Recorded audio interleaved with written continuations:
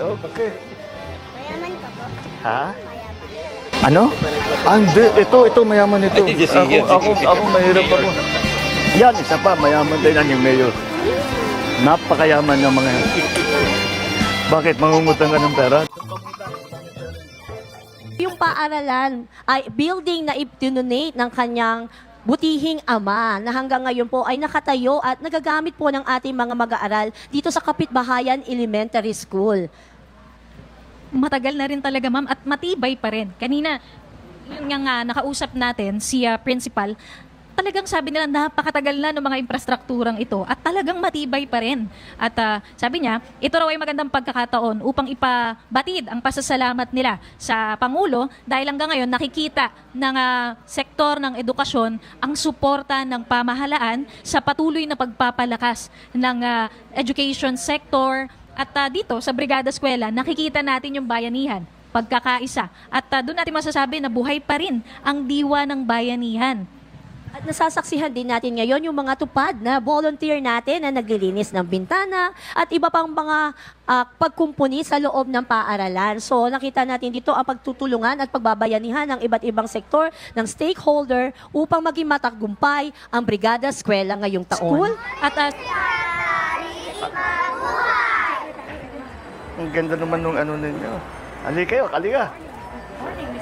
Oh, Tabi nga niya si Presidente. Yeah.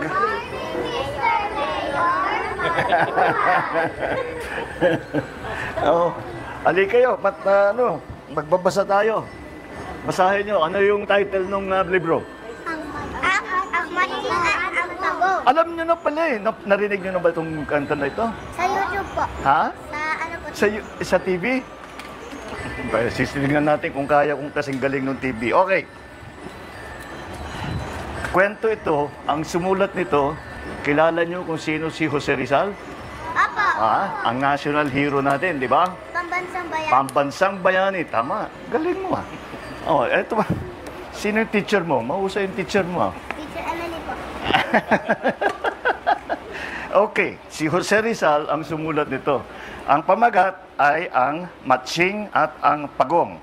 Anong English ng matching? Mangkoy. Ha? Mangkoy. Monkey. Ano yung pagong? Turtle. Turtle. O yung turtle, alam ninyo eh. Okay. Teka, okay.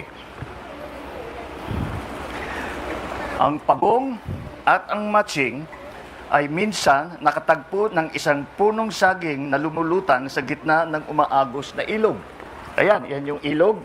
O, asan yung lumulutang na puno ng saging? Saan sa picture? Ayun. Ayan. O, Mayor pa ang nag-assist sa'yo. O, Neil, dito ka. Dito ka, Neil. Okay. Ayan. Ayan yung puno ng saging. O, ayan yung matching. Ayan yung pagong. Nakita nyo? Oo nga, malaki. Parang tao. Isa itong mainam na puno na may malalaki at lunti ang dahon, may mga ugat pa at wari bang nabunot mula sa kinatatayuan sa isang malakas na bagyo. Nakasubok na ba kayo ng bagyo? Binagyo na ba kayo? Apo. Ha? Kailan po namin magbabasa? Nalaglag yung mga puno. Ha? Nagbaha pati. Pati baha. Tagang sa ano? Ay, nako. Ayusin ni Mayor yung flood control doon sa inyo. Okay, eto na. Kinuha na nila yung puno ng saging na lumulutang sa ilog. Usap yung dalawa. Hatiin natin ito. Ang sabi ng pagong at ating itanim ang bawat bahagi. Kanilang hinati ito sa gitna. Ayan, nilalagari na. Nilalagari, hinati na nila. Anong gagawin nila pagkatapos nilang hatiin? Puputulin, tapos itatanim. Ang matching, dahilan sa mas malakas ay kinuha, mas malakas yung matching dahil malaki. Dahil mas malakas ay kinuha ang itaas ng bahagi ng puno para sa kanya. Kinuha na niya para sa sarili niya. Okay? Nakita mo? Okay. Kinuha na ng matching. Dahil sa kanyang inakala na ito ay mas mabilis na tutubo, sapagkat ito ay may mga dahon. Yan. So, kasi tatanim nila, gusto nilang palakihin kaagad. So, inuna niya, kinuha niya lahat yung maraming dahon para sabi niya, pagka tinanim ko ito, dadami kaagad ito, lalaki kaagad ito. Okay. Ang pagong naman, mas mahina. Ay nakuha niya ang nakakuha ng ibabang bahagi ay mukhang pangit, bagamat ito ay may mga ugat. Parang walang dahon parang patay na yata Pero nakita niyo yung dulo. May ugat pa. May ugat pa kagaya ng punong ganyan may mga ugat pa. Kasi diyan kumukuha ng tubig yung puno sa ugat niya sa ilalim ng lupa. Diyan kumukuha ng yung nakuha ng pagong may ugat pa. Pagkaraan ng ilang araw, muli sila nagkita. Nagkita na naman yung pagong at saka yung matching. Okay? Kumusta, Mang Matching? Ang bati ng pagong. Kumusta na ang inyong punong saging? Ayan, inaalam niya kung talagang maganda yung nakuha ng matching na bahagi nung puno. Sabi nung matching, ay nako, ang sagot nung matching, matagal nang ito inamatay. Kumusta naman ang sa iyo, aling pagong? Anong nangyari doon sa nakuha ng matching? Namatay na. Oo, matagal na raw namatay. Tinanong naman niya kay Pagong, ano nangyari doon sa nakuha mong bahagi? Napakainam naman dahil may mga dahon at namumunga na. Nakita niyo yung una, walang dahon, putol na dito. Ngayon may dahon na. At saka nagbunga na. Nagbunga na. Di ba? Ng saging ito kaya lang, sabi nung Pagong, kaya lang, di ko maakyat ito para kunin ang mga bunga. Dahil hindi kayang akyatin ng Pagong yung puno. Yun ang sabi niya dun sa kaibigan niyang Matching. Hayaan mo. Ang sabi na mapaghangad na Matching, ako na lang ang aakyat at pipitas para sa inyo. Dahil magkaibigan sila, tinulungan niya yung Pagong, di ba? O sabi niya, ako na lang ang aakyat, kukunin ko yung mga naging bunga. Sabi naman ng Pagong, sige nga, Mang Matching. At ang buong pasasalamat ng sabi sa Pagong. Yan. Kaya lumakad na sila papunta sa bahay ng Pagong. Yan, papunta na sila doon sa puno ng saging. Pagkakita ng Matching sa mga naninilaw at hinog na bunga sa pagitan ng mga malalaking dahon ng saging, agad siyang umakyat at nagsimula yan. Inakyat na. Kita ninyo? Inakyat na niya. Ang daming bunga. Ang daming saging. Di ibababa na. Hindi maakyat ng Pagong. Kaya si Matching na lang ang kumuha. Okay. Kunin, kainin at ubusin ng buong bilis ang kanyang maabot. Kinain na kagad. Habang nasa taas pa ng puno, kinuha na yung sagay, kinain na agad. Okay. Sabi naman ng Pagong, bigyan mo naman ako. Ang sabi ng Pagong, dahil nakita niya na hindi siya binibigyan pansin ng Matching. Masyadong masarap yung kain niya, hindi na niya napansin yung kaibigan niyang Pagong. Sabi naman ng Pagong, pahingi naman, bigyan mo rin naman ako. Kahit ang balat, kung makakain ay di kita bibigyan. Sabi naman ng Matching, ayaw nang bigyan. Bakit naman kaya? Ayan ang sagot ng Matching, habang ang kanyang mga pisngi ay punong-puno ng kinakain saging. Nakaganon yung pisngi niya, pero ayaw niyang bigyan yung kanyang kaibigang Pagong. Nag-isipan Pagong kung paano siya gaganti. Nagtungo siya sa may ilog kung saan may susong patulis at kanyang inilagay ang mga ito sa paligid ng puno ng saging. Nalagay siya, nakita mo ito, yung mga matutulis. Nilagay niya doon sa ilalim ng puno ng saging. Yun ang gagantihan niya yung gagantihan niya yung Matching. Hindi siya binibigyan hindi siya binibigyan ng saging. Pagkatapos niyang gawin yun, nagtago siya sa ilalim ng isang bato, sa isang bao ng niyog. Ito, nagtatago na. Kita niyo?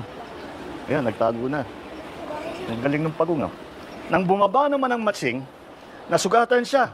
At ang kanyang mga sugat ay nagdugo dahil linagyan ng Pagong yung matutulis. Ayan, dumugo na, nasugatan na siya, dumugo na yung Matching. Hindi naman namatay pa. Nang yung sugat niya nagdugo. Tinagay ng Pagong, natusok-tusok nagkandatusok doon. Yan, nasugatan. Hindi naman yun. Pagkaraan ng matagal na paghahanap, hinanap naman ng matsing, hinanap niya yung pagong. Asa na yung pagong? Nakita naman, huli. Nakita niya yung pagong, nagtatago. Nakita nung matsing.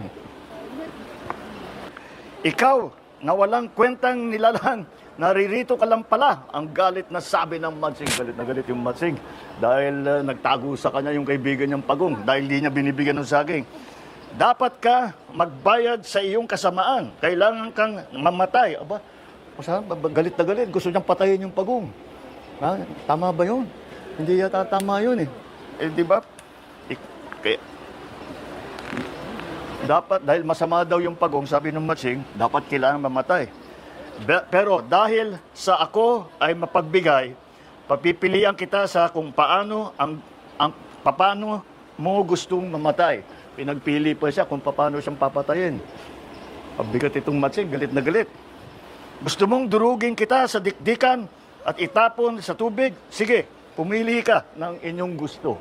Yan ang usapan nila kung paano mamamatay yung pagong. Ha? At sa dikdikan, sabi ng pagong, sa dikdikan, doon na lang daw siya. Ha? Sabi ng pagong, natatakot akong malunod. Ayaw niyang maihulog siya sa tubig dahil malulunod daw siya. Aha! Natatawang sabi ng matsing. Aha, sabi naman niya, tumatawa siya. Talaga ha? Natatakot kang malungod? Ay, lulunurin kita ngayon. Imbis na gawin niya yung gusto nung pagong, imbis na gawin niya yung pagong na pipigain na lang siya, eh, sabi niya, basta't wag lang ako lulunurin. Eh, galit na galit yung matsing. Sabi ko, sabi niya, yan ang gagawin ko dahil yan yung ayaw mo. Lulunurin kita. Kaya dinala niya sa ilog ang pagong. At doon ay tinapon niya yung pagong sa ilog. Yung hiningi ng pagong na huwag gagawin ng matsing, ginawa ng matsing. Ngunit ang pagong ay lumitaw agad na lumalangoy at pinagtatawanan ang napalinlang na matsing. Magaling mag-swimming yung yung pagong eh. Alam niya kahit itapon siya sa ilog, hindi siya malulunod dahil magaling siya mag-swimming. Kaya tinawanan lang niya yung matsing o pinagtawanan niya o ano ngayon. At tapos na. Kaya, ngunit ang pagong ay lumitaw agad at lumalagong at pinagtawanan ang matsing. Yan ang kwento natin tungkol sa matsing at saka sa pagong. Huwag niyong kakalimutan na ang pagong ay magaling lumutang. Kaya kahit ihuhulog niya sa ilog, ay walang mangyayari sa kanila dahil magaling maglutang. Tapos kaya't kailangan matuto kayo mag-share. Pagka meron kayong candy, meron kayong mga pagkain na masarap, meron kayong ganito, meron kayong mga saging, i-share ninyo sa mga kaibigan ninyo para hindi kayo magkaganito. Yan ang kwento ng matsing at ng pagong. Okay? Okay, good morning! Magagrado ba ako? Igagrado ko ba kayo? Thank you tayo. Thank you. Saan lang mangyari? Masaya. Sige, anak. Ay, naku, Neil. Okay. Mayaman ka po? Ha? Mayaman. Ano? Hindi. Ito, mayaman ito. Ako mahirap ako. Yan, isa pa, mayaman din ang yung mayor. Napakayaman ng mga yan. Bakit? Mangungutang ka ng pera? Doon ka mutang. Madaming pera yan. Ayun. Konting regalo. Then, nakita natin kanina yung mga nagpipintura at kasalukuyan ngayon ay ang ating Pangulo ay nakibahagi sa pagpipinta ng classroom, ng isa sa mga classroom dito sa Kapitbahayan Elementary School na tunay na nagpapakita ng bayanihan para sa Brigada Eskwela. At mahalaga na mismo ang Pangulo ang bumibisita sa paaralan. Nabanggit kanina ni Secretary Angara, last year, pinangunahan din ng Pangulo ang Brigada Eskwela sa Malolos, Bulacan. Nakita ng Pangulo ang kalalagayan ng mga palikuran sa Malolos, Bulacan. At agad niyang inaksyonan. Nagbigay siya ng direktiba na ayusin ang mga palikuran para sa kapakanan ng ating mga mag-aaral, ng mga kaguruan at ng mga magulang.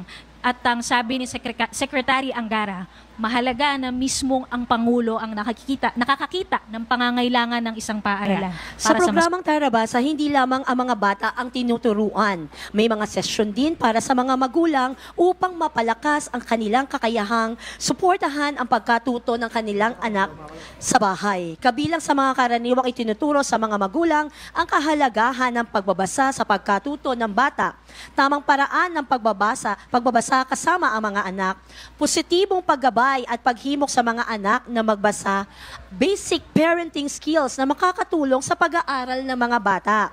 Because layunin ng programang ito ng partnership ng DSWD at DepEd na mapabuti ang literacy ng mga mag-aaral habang pinapalakas din ang kakayahan ng mga magulang bilang katuwang sa pagkatuto ng kanilang mga Kung anak. pinuntahan ay yung CCTV. Nagkabit tayo ng CCTV. I think dito sa eskwelahan na ito, they have 16 cameras. 16 cameras para bantayan, katiyakin na yung mga bata ay ligtas at safe sila. At kung meron mangyari, alam kagad ng mga teacher, alam kagad ng mga administrator. Kaya yun ang inuna namin. At ang isa pang pinuntahan namin ay ang Brigada Eskwela. Ito ay naglilinis, nagpipintura, nag-aayos. At dito sa ang beneficiaryo, ito sinama natin sa TUPAD program. Kaya yung mga volunteer na nagpipintura, nag-aayos, na nagkakabit na kung ano, ay sila naman ay nasama sa TUPAD program para kasama sila sa Cash for Work program. Kaya nagpapasalamat kami sa kanilang lahat at malaking bagay ang ginagawa nila para tulungan ang ating mga administrator, ang mga teacher para makapaghanda para sa pasukan. Tapos na ang implementasyon na 147 na paaralan ang matutulungan, 3,658 ang naging beneficiary ng TUPAD at ang dinagay natin ay 26.12 million ang kabuuang pondong na ipamahagi natin. Pinapatupad ngayon, meron pang 181 na paaralan, tutulungan, 4,597 ang beneficiary ng TUPAD at may nakalaang 37.14 million para dyan sa programang yan. At ang isa pang pinuntahan namin ay yung Tarabasa program. Ito ay parang yung mas batang version ng aral program. Ito kinukuha natin yung mga college student na gustong tumulong at sila ay nagtuturo para doon sa pag-summer, tinuturuan nila yung mga bata para maging mas magaling magbasa at sila naman ay nabibigyan din ng tulong para sa kanilang pangangailangan para makapagtapos sila. Na meron pa akong dinana, meron kaming ginawang assistant tinatawag na reading nook. Kung maalala ninyo, meron kaming ginagawa na library hub. Yung library hub, para kompleto ang libro ng mga bata, nagtayo tayo ng mga library hub. Doon kinukuha ng mga teacher yung mga libro na ginagamit nila sa pagturo. Ito naman ang miniature version ng library hub at ginawang reading nook. At na may pagkakataon pa akong magbasa sa mga bata. Ang gagaling ng mga bata, tatalino, alam na yung kwento, hindi ko pa nasasabi. Pero nakakatuwang makita na full blast tayo sa educational sector at lahat ng pangangailangan ay na kaya bigay ng pamahalaan, binibigay natin. Alam naman natin ang pinakamahalaga para sa ating kinabukasan ay ang pagturo at ang pag-training sa ating mga kabataan. At yan ay hindi natin pinag-usapan ng college, hindi natin pinag-usapan ng high school. Kailangan magsimula sa grade 1 pa lang, kindergarten pa lang.